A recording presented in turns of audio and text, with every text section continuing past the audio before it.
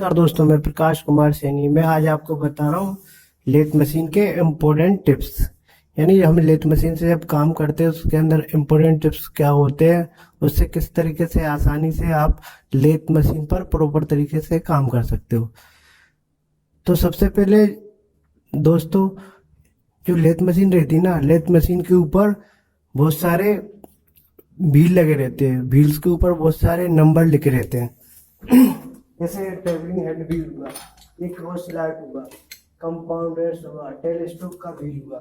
तो इन व्हील के ऊपर नंबर लिख रहते हैं, तो उसकी लिस्ट काउंट निकालना बहुत इंपॉर्टेंट रहता है। लिस्ट काउंट क्या रहती है, इसके अंदर मैं आपको पास में ले जाके समझाता हूँ। देखो, लिस्ट काउंट क्या रहती है।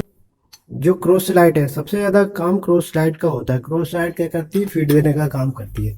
तो क्रॉस स्लाइड के ऊपर क्या रहता है, ये 0 से लेकर 0 तक आने पर, दिख रहा होगा ना, 0 से लेकर 0 तक आने पर ये क्रॉस स्लाइड कितनी आगे बढ़ी, यानी क्रॉस स्लाइड ने कितना आगे ट्रेवल किया। तो ये 0 से लेकर 0 तक आने पर क्रॉस स्लाइड 5 mm आगे बढ़ती है। तो 5 mm आगे बढ़ी तो इसकी जो लिस्ट काउंट हुई 1 डिवीजन की, वो 0.05 हुई। 10 होगा तो 0.5, 20 हो गया तो 1। तो इस तरीके से ये 0 से लेकर 20 तक आने पर 1 mm आगे बढ़ती है। इस तरीके से एक राउंड लगाने पर 5 mm आगे बढ़ती है। इसी तरह ट्रेवलिंग हैंड व्हील हुआ, उसके ऊपर भी बहुत सारी लगी रहती हैं, उसको भी हम लिस्ट काउंट निकाल सकते हैं। इसके बाद कंपाउंड रेट्स के ऊपर लगी रहती है। तो इन चीज़ों का लिस्ट काउंट निकालना बहुत जरूरी होता है। तो और इसके बाद आपका टेलीस्कोप के पीछे हैंड व्हील लगा रहता है, तो जो एक राउंड लेने में 5 mm आगे बढ़ रही, तो हम इससे पता चल जाता है कि जो ड्रिल में हम ड्रिलिंग कर रहे हैं, तो एक राउंड लेने में 5 mm अंदर आ गई, दो राउंड लेने में 10 mm अंदर आ गई। इस तरीके से हम इसके अंदर ऐसे 20 mm का होल करना है, तो चार राउंड लगाएंगे, 20 mm का ड्रिल इसके अंदर होल हो जाएगा। इस तरीके से इम्पोर्टेंट रहता है किसी भी चीज को, खास तौर पर क्रॉस राइट की लिस्ट काउंट निकालना बहुत इंपॉर्टेंट रहता है, क्योंकि थोड़ी ही फीड दे दी, यदि गलत दिख गई, ज्यादा दिख गई, तो हमारा वर्कपीस बिल्कुल खराब हो जाता है। तो सबसे इंपॉर्टेंट रहता है लिस्ट काउंट निकालना। सेकंड रहता है, क्या नाम से इसका, जो हम फीड दे रहे हैं टूल्स को, इस टूल्स को हम फीड दे रहे हैं। टूल्स को फीड देने के बाद टूल्स को सडनली जब हम मशीन बंद करते हैं, तो टूल को हमको पीछे की साइड कर लेना चाहिए। यदि इससे चिपका रहेगा तो ये टूल्स खराब हो सकता है। इसके बाद यदि कोई नया बंदा आया, नया बंदे को यदि मशीन को काम करना होता है, तो जो आदमी आया उससे को हमेशा कम ही स्पीड पर काम करना चाहिए। यदि स्पीड ज़्यादा होगी, तो प्रॉपर तरीके से काम नहीं कर सकता, इसलिए इसकी स्पीड हमेशा थोड़ी कम होना चाहिए। तो दोस्तों, जब हमको इसको अंदर फीड दे रहे हैं, ऐसे कंपाउंड क्रॉस स्लाइड के ऊपर फीड दे रहे हो, तो हमेशा मार्किंग कर लेना चाहिए। मार्किंग करने से क्या रहता है, हमेशा इसको मार्क कर लेना चाहिए। देखो, ऐसे मार्क कर लिया। अब क्या रहता है, हमने मार्क कर लिया। यदि मार्क नहीं करते, जब हम टूल्स को वापस करते हैं ना, तो हमको पता नहीं रहता हमने कौन सी जगह से इसको चालू किया था। तो हम इसको फिर वापस मार्किंग वाली जगह पर ले जाकर हम इसको फीड देना चालू कर देते। तो इम्पोर्टेंट रहता है, मार्किंग देना बहुत जरूरी होता है। तो दोस्तों, इसके बाद यदि आपको टेपर एंगल निकाला, टेपर टर्निंग करना, तो टेपर टर्निंग करने से पहले इसको टेपर एंगल निकालना बहुत जरूरी होता है। तो टेपर टर्निंग करने से पहले इसके ऊपर देखो, दिख रहा ना, ये कंपाउंड रेस्ट के ऊपर ये आपको दिख रहा होगा, ये मेजर करने के लिए 0, 10 ये एंगल दे रखा है। तो हम इसको सबसे पहले क्या, एंगल को निकाल लेते हैं। एंगल को निकालने के बाद हम इसको खोलकर हम इसको एंगल को हम फिट कर लेते हैं। इसके ऊपर ये दे रखा है, पॉइंट दे रखा है, तो ये एक रहता है 0 डिग्री पर सेट है, फिर 10 डिग्री, 20 डिग्री, इस तरह का हमको खिसका कर इसका टेपर के एंगल निकाल लेते हैं। फिर टेपर एंगल निकालने के बाद हम उसको एंगल को फिर सेट करके हम टेपर टर्निंग आसानी से कर सकते हैं। तो टेपर निकालने के बाद एक वर्क पीस है, वर्क पीस के ऊपर इसका ये जो टेपर है वो 20 mm डायमीटर है, ये छोटा वाला डायमीटर है वो 10 mm है। तो हमको इसका एंगल निकालना है, तो किस तरीके से निकालने में आपको बता रहा हूँ।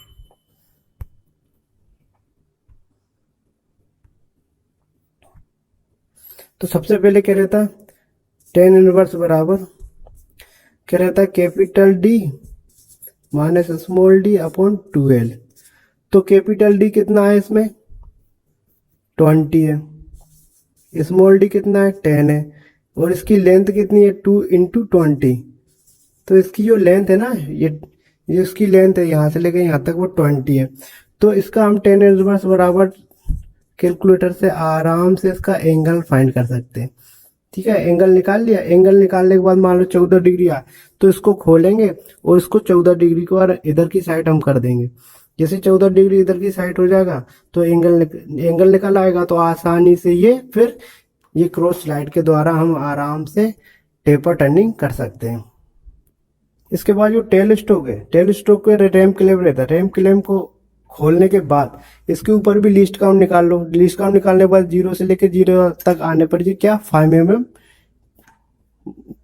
ये 5 mm इधर से बाहर निकल रहा है। जब भी हम इसको ऊपर हमको अंदर से ड्रिल करना है तो इसको हम पास में ले जाकर यदि एक राउंड घुमाएंगे 5 mm अंदर जाएगा, 2 राउंड घुमाएंगे 10 mm अंदर जाएगा, 3 राउंड घुमाएंगे तो 15 mm, 4 राउंड घुमाएंगे 20 mm। यदि हमको 20 mm इसके अंदर ड्रिल करना है तो इसको 4 बार घुमाना पड़ेगा। जितना भी आपको करना है तो लीस्ट काउंट के द्वारा आप आसानी से किसी भी चीज के अंदर ड्रिलिंग कर सकते हो।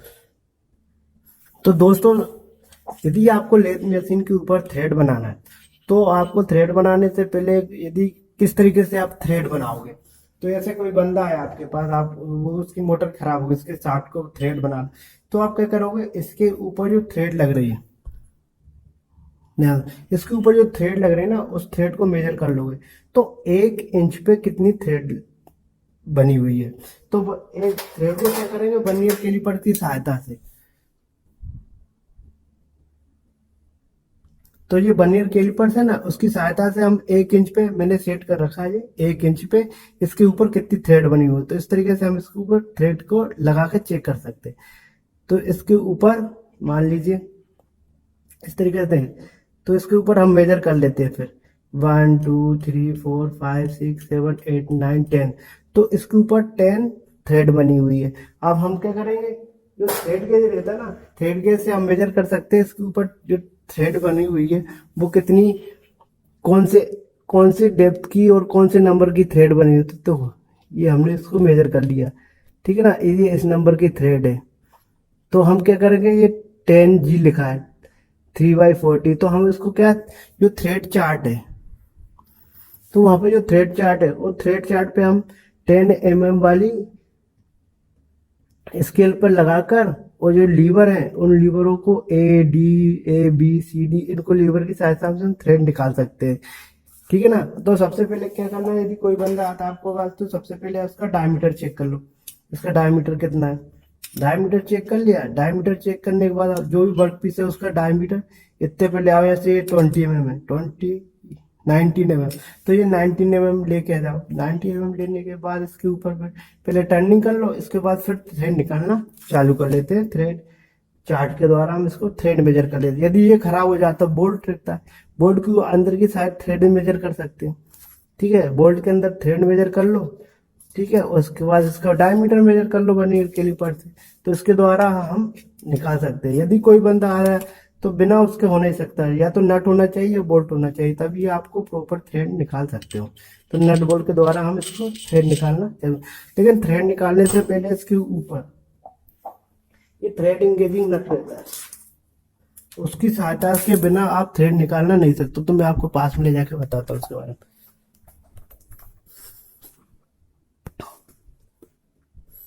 ये क्या है, थ्रेड इंगेजिंग नट रहता है। जब हमने थ्रेड बना रहा है तो उस समय इसको मार्किंग कर लेना बहुत जरूरी होता है।